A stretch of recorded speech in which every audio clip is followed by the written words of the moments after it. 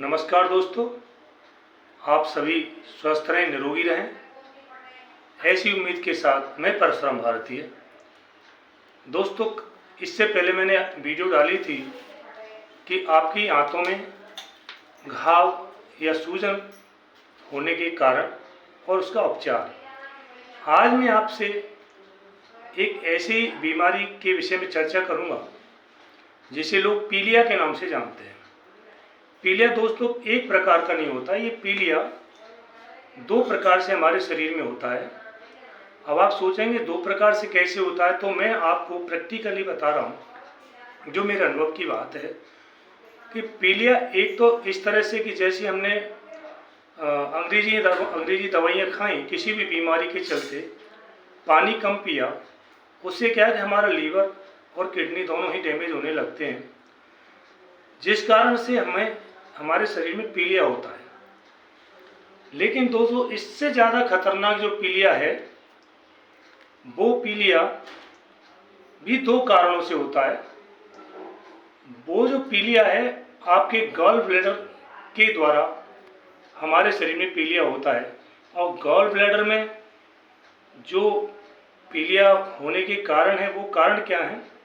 जो लोग अपने जीवन में अधिक से अधिक शराब का सेवन करते हैं, या वो चाय बहुत अधिक पीते हैं, या धूम्रपान बहुत ज़्यादा करते हैं, तो ऐसे लोगों के गॉल ब्लैडर में यानी पित्त की थैली में जो तीन नसें होती हैं नीचे की ओर, उसमें से एक जो नस है, एक जो नली है, उसका संबंध सीधा सीधा लीवर से होता है।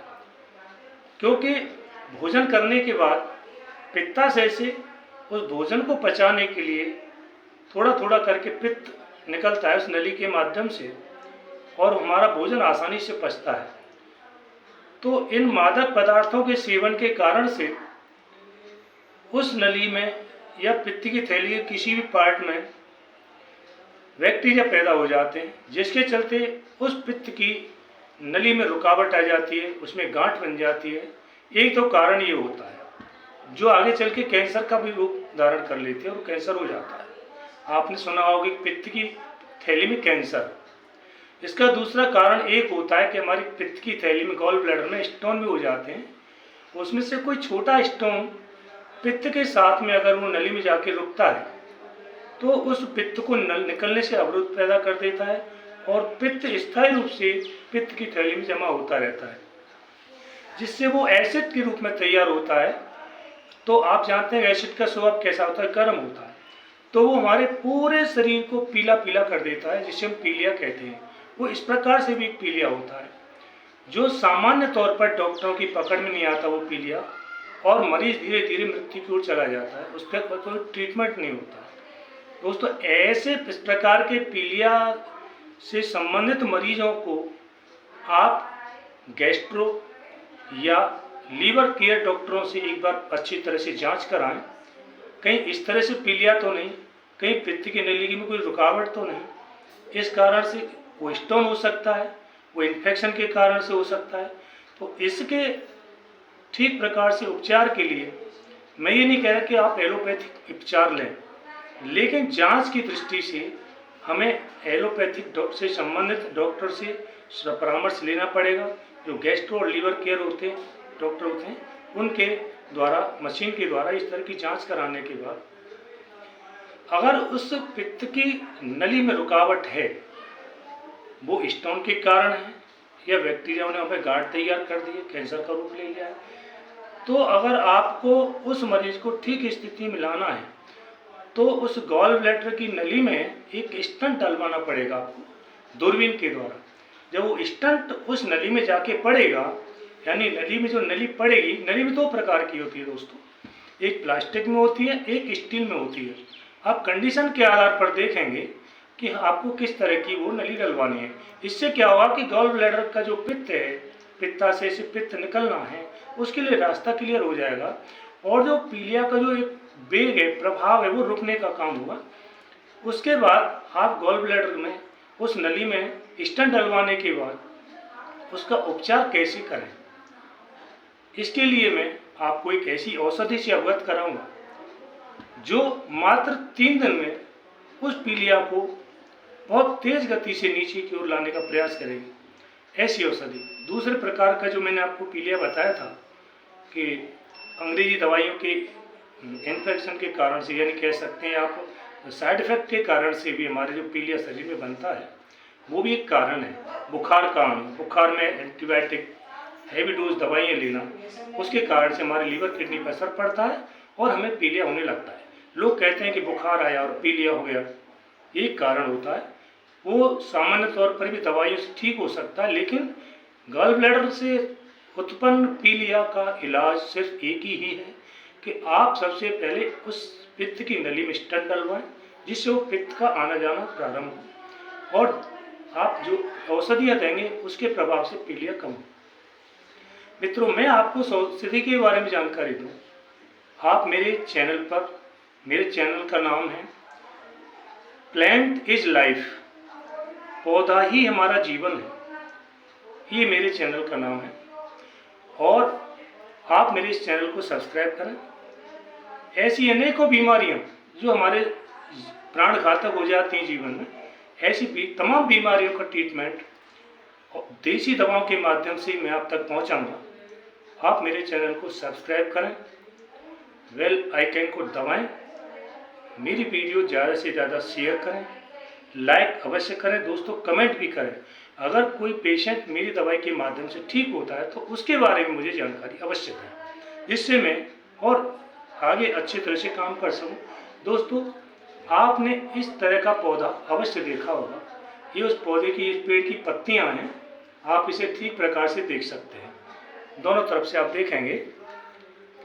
ये देखिए, ये पौधा निश्चित आपने देखा होगा पेड़। इसे दोस्तों अलग अलग नाम से जानते हैं। कहीं इसको अंडी के पेड़ के रूप में जानते हैं, कहीं इसे अंडुआ के पेड़ के नाम से जानते हैं, और इसका जो शाब्दिक अर्थ सही है वो है अरंडी। इसका तेल भी दोस्तों बाजार में आसानी से उपलब्ध मिलता है। इसे अंडी भी कहते हैं, अरंडी भी कहते हैं। तो अब इन पत्तियों का प्रयोग करना कैसे है? पत्तियों के प्रयोग के साथ साथ मैं आपको बता दूं, थोड़ा सा परहेज जरूर करना है, क्योंकि ये पीलिया जानलेवा बीमारी है। अगर ये बिगड़ जाए तो कोई भी डॉक्टर से बचा नहीं पाता पीलिया के मरीज को, लेकिन इसका इलाज भी संभव है बशर्ते सही ट्रीटमेंट अगर आप लेते हैं तो। ये जो आप पत्तियां देख रहे हैं, इन पत्तियों को बारीक पीसें। बारीक पीसने के बाद में एक मरीज के लिए सिर्फ 5 से 10 ml इसका रस निकालें। सुबह मरीज को फ्रेश होने के लिए बोलें, वो फ्रेश होके आए, ब्रश आदि करें, और खाली पेट 5 से 10 ml इसका रस, इसमें कुछ भी नहीं मिलाना है, 5 से 10 ml इसका रस उस मरीज को पिलाएं, और फिर उस मरीज को 1 घंटे के लिए आराम करने के लिए छोड़ दें। इसके बाद उस मरीज को आप जो आहार देंगे खाने पीने के लिए, उस आहार में, उस भोजन में एक भी इस तरह का खाद्य पदार्थ न हो जो शरीर में गर्मी पैदा करे। यानी हम ये कह सकते हैं जो खाद्य पदार्थ आसानी से डाइजेस्ट हो सकता है उस तरह का देंगे, जैसे मूंग की दाल, बेसन की, गेहूं के आटे की मिक्स रोटी, तोरे की सब्जी, लौकी की सब्जी, पालक की सब्जी आप नहीं देंगे, पालक भली हरा है लेकिन उसकी तासीर गर्म है। मेथी की सब्जी आप नहीं देंगे, उसकी तासीर गर्म है। उड़द आदि की दाल नहीं देंगे। मूंग की दाल भी छिलका वाली होनी चाहिए, उसका भी पानी जैसा होना चाहिए। एक टाइम भुना हुआ दलिया पतले दूध के साथ, दूसरे टाइम मूंग की दाल छिलके वाली रोटी के साथ, इस प्रकार से। और दिन में 3 बार कम से कम ग्लूकोज का सेवन उस मरीज को अवश्य कराएं, जिससे ग्लूकोज के कारण से क्या है कि लीवर और किडनी पर जो गर्मी का प्रभाव है वो कम हो। और एक आयुर्वेद में ही झंडू पंचायष्ट करके सिरप आता है, जो भी आहार लेते हैं, जो भी भोजन करते हैं, उसके ठीक आधे घंटे बाद 3 ढक्कन आयुर्वेदिक संबंधित वो दवा है। तो 3 ढक्कन दवा लेना, 3 ढक्कन पानी लेना और उस मरीज को देना। इस तरह से मात्र 3 दिन इस अरंडी के पत्तों का रस 5 से 10 ml उस मरीज को प्रातःकाल देना है। आप चौथे दिन फिर बिलीरुबिन की आप जांच कराएंगे तो पाएंगे उसमें 70 से 80% उसमें गिरावट मिलेगी।